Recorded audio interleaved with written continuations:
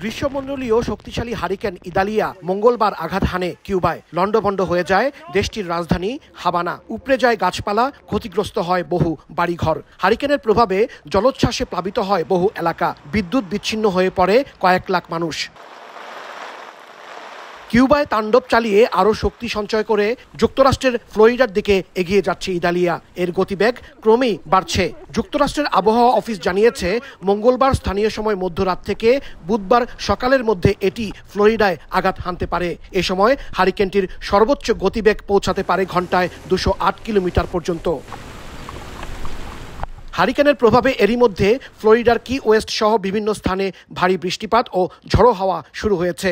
সাগর তীরে 6 ফুট উচ্চতার ঢেউ আছড়ে পড়ছে। এতে ভয়াবহ জলোচ্ছ্বাসের আশঙ্কা করা হচ্ছে। ক্ষয়ক্ষতি এড়াতে সতর্কতামূলক ব্যবস্থার অংশ হিসেবে ফ্লোরিডার 67টি কাউন্টির মধ্যে 47টিতেই জরুরি অবস্থা জারি করেছেন অঙ্গরাজ্যের গভর্নর রন ডিসেন্টিস।